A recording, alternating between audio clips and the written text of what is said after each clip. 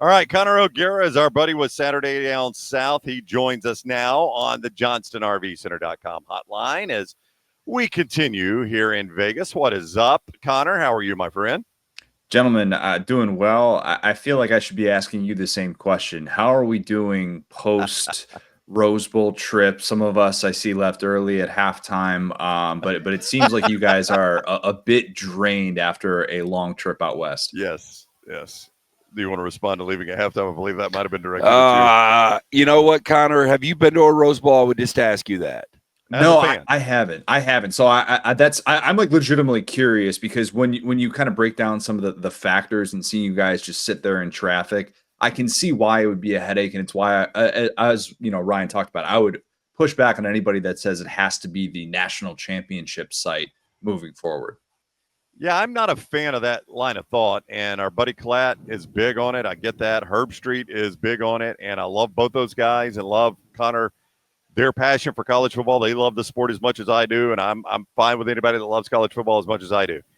I just think and it's interesting with Klatt because I think he and his family went. Now, did they sit in suites or were they in stand? He's on the show tomorrow, so we can ask him about They look like pretty good seats. But Herb Street, who is fantastic. I love Kirk, but Kirk's got to remember he gets the police escort in. He gets the behind-the-scenes treatment. He gets walking around out on the field before the game. He gets escort to the elevator. He gets to go to the TV booth, which is the best seat in the house with plenty of space in your own bathroom and all the food and drink you want and or need. That is a different experience than the average fan, and it is very easy for us, and I would include myself in this, Connor, to sit in our ivory towers like that and say, this is what is best for college football when it may not in fact be. Atlanta seems so much better. I've talked to Gary Stokin about that. I said, if you want to make the case for having the permanent site for a national championship, look, Atlanta is great because you can get in and out of it. It is so much more built for the modern fan with the things that they've done to Mercedes-Benz. And I'm biased because obviously it's a quick flight for me down here in Orlando. But look, anybody that says, "Oh, it's got to be the Rose Bowl," I would agree with all those points you just mentioned because it seems like a nightmare. As much as I want to see it and it's a bucket list thing, I guess I can understand why someone would leave at halftime of just the biggest game of the year. Oh, it's not going to let up, is he? It was overtime too. Yes, it should be the Rose Bowl, Connor, if they could move it to a sunny place in Middle America on January 1st, build a whole new stadium, keep that same grass, and bring the San Gabriel Mountains with them and plant it centrally located. Yeah. I can't imagine playing it out west where most of the college football contenders and their fans have to spend thousands of dollars to travel out and watch the national championship game every year. It would not be it wouldn't be suited. It'd be like running the Daytona 500 in Seattle. But Connor, to your point too, like I had somebody argue with me on Twitter after I tweeted that with Herb Street that it should be there. They've got the LA and Pasadena have the infrastructure to handle this. I'm like, infrastructure? Shit. There's 3 2-lane roads in the middle of a neighborhood going into that stadium. And there's traffic in LA at 2 a.m. I know, they do it there in spite of the infrastructure. It actually does not have the infrastructure to do it. They ignore that and do it there because of the beauty of the setting and the history of the stadium, which I don't want to diminish, Connor. And I do love that it feels more like college football than Atlanta or Dallas or anywhere like that. But at some point, you can't have exactly everything. You're going to have to sacrifice some things. They'll keep moving it around. That's my guess. They're going to keep moving around. There's so much money to be made for it. And I think that they're going to want to continue to do this. I know there have been a lot of people that push back on my love of the great city of Indianapolis. I'm very biased. I went to Indiana. My wife is from Indianapolis, grew up 15 minutes south of downtown. I thought that was a great host for a national championship. There's a reason why they host Final Fours. Would love to see places like that continue to get it. Yeah, too cold. But for those who sit up, it wasn't that weekend. It was that weekend. But for those of us that sit on our ivory towers, right, that's what we're talking about here. You can get from the media hotel to the stadium by walking through the convention center tunnel and never having to go outside. So if you stay at the media hotel or like the main fan hotel, the Marriott there, you actually have a pretty direct path to never have to go outside. And which, by the way, is very fitting for a lot of media people who hate to go outside. There's no doubt. But Indianapolis, I will say this for Indianapolis, they actually have a pretty sophisticated tunnel and walkway system where you can pretty much circumnavigate the downtown entertainment district without ever going outside. That is one thing I will give Indianapolis credit for. Many things. Just a great middle America city, you know, just We're nothing talking wrong to with an it. Indiana guy. For those that don't know, that's Connor's background. Hey, for the record, Connor, I liked both Michigan and Washington to win those games. But what was more surprising to you, Michigan win or the Washington win? I'm gonna say the Washington win because, man, like, and I was wrong on both fronts. I picked both Texas and Alabama rematch the 2009 national championship, so I was wrong on both fronts. But I think Washington was more surprising because of the fact that, like, I thought Texas had the profile of a national championship team. If you kind of do the breakdown of the efficiency against the run, if you look at the talent composite rankings, if you look at what you need at quarterback, like all these different things, I thought Texas checked that box in so many different ways. Whereas Washington, you know what they are at this point of the season. And I wondered how much have they played with fire? The fact that all their games have been decided by 10 points or less in September 23rd.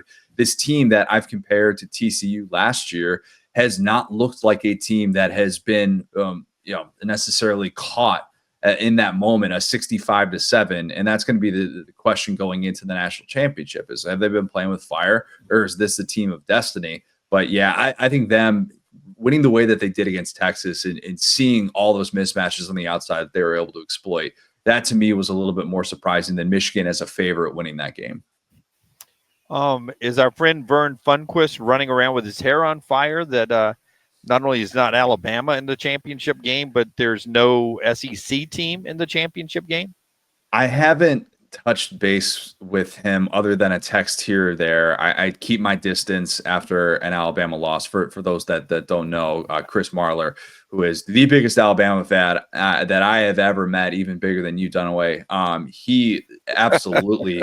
Technically, he's bigger than Kristen Saban, I think. Yes, I think he is. I won't comment any further on that, but I do think that this is an Alabama program that has given him so many positive moments, and so I hope that when I am hosting the Betting the Bulls podcast that we're doing later today, that he will be in better spirits. I've seen him at the lowest of lows post Alabama loss. I've seen him, at the highest of highs post Alabama win. So I think he will be in okay spirits, and I think that he will be able to spin it as a positive for the SEC. Let's remember, last time the SEC got left out of a national championship was 2014 after Alabama loses in the semifinal Ohio State. What happens after that? And the SEC does nothing but play in national championships. I think that the conference is still in a good place when you're going once every 9 years with missing out on a national championship berth like what we've seen 2005, 2014, and now 2023. I think that's a sign that the conference is doing just fine and the sky isn't falling. Connor O'Gara is with us at CJ O'Gara is where you follow him on Twitter. Read him at Saturday Down South. Also follow him on Twitter for the podcast like he's talking about there with our buddy Vern Funquist and all the stuff he does. He is on the JohnstonRVCenter.com hotline. If you were starting Connor O'Gara University there in beautiful Indianapolis or Orlando now that you live, because even you said it's too cold in Indianapolis, I'm going to move to sunny Florida. You're starting that. You've got unlimited budget. You can hire either one of these two coaches and get a guarantee you're going to get time out of them. They're not going to bail for another job. Would you go Kalen DeBoer or Jim Harbaugh? Kalen DeBoer. Kalen DeBoer. Now, again, I'm going to sound biased as an Indiana grad because that's obviously where he kind of had his big break and was so good when Michael Penix Jr. was healthy. But the things that he's done starting off at Washington, it's incredible. And I think that we view Washington a lot of different lenses because they've had a lot of different identities throughout really the 21st century as a whole. And you can even go back and read a great book, Scoreboard Baby, wherein it kind of documents Rick Neuheisel and the issues that he was facing as this team with massive expectations. And you've seen the ebbs and flows of the program. And I think we forget about what Kalen DeBoer inherited from Jimmy Lake when they're trying to replace a legend in Chris Peterson in what it looked like. And man, the job that he's done so quickly with the hits in the portal, even Dylan Johnson. I mean, I think we take that for granted. And we were talking about a lot when he went down late in that game. Hopefully it looks like he's going to be able to play in the national championship somehow, but he's a backup running back in Mississippi State that they turned into a star. All these different guys on the outside that they've been able to find, the scouting is second to none. Development of talent is second to none. Kalen DeBoer is just one of these guys that just shows you, hey, it doesn't matter if you come from a smaller school. good football coaches are good football coaches, and they can win. The Chris Klymans of the world, Lance Leipold's, like these guys need to be getting more credit. Kalen DeBoer is a guy that I would take right now for the longevity factor, knowing that it feels like Harbaugh is just going to be flirting with the NFL every single year. Yeah, I think he's a great coach, but I mean, think about the quarterback situation right now. And you mentioned Penix playing at Indiana, and there were ups and downs there, but the way Penix is playing right now, I mean, he looks like Dan Marino.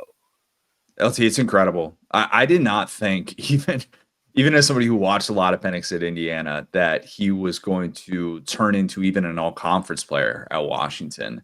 I questioned if he was going to consistently move the football down the field and if he could stay healthy. That was the biggest question. I mean, all the season-ending injuries that guy endured in Bloomington, and then to be this guy that has not only been this good, but just to be as durable as he's been. He's played every game for them.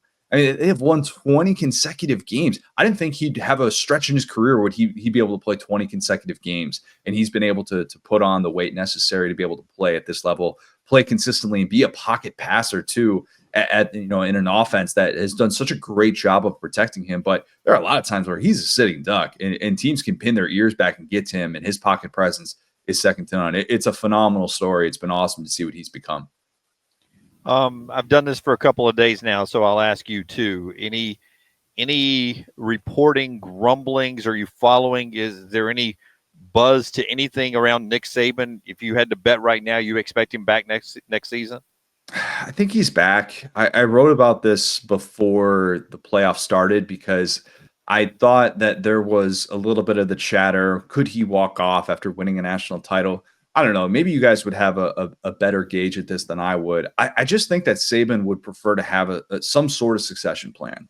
And instead of signing a top-ranked recruiting class like he just did, and then saying to all these recruits who could now transfer, obviously, without the restrictions, to be able to say, oh, I'm actually not going to be your head coach when you don't have that assistant that you would promote from within. I just don't think it'll go down like this. And I don't necessarily think that I have a great idea what it's going to look like, that ending, but I just feel like there's going to be more of a succession plan in place for Saban when that time comes. I don't think that he's going to coach until he's 85 or something like that, or even until he's 80, like, we've seen Bear Bryant or Joe Paterno do. It's a different sport. Obviously Bobby Bowden, it's a different sport now with the year-round calendar, but I just think that he's still going to be back. I think he's going to have at least a few more years left in him. Connor O'Gara, Saturday down south. A few more moments with him on the JohnstonRVCenter.com hotline as we continue for the Doghouse at Resorts World here in Vegas.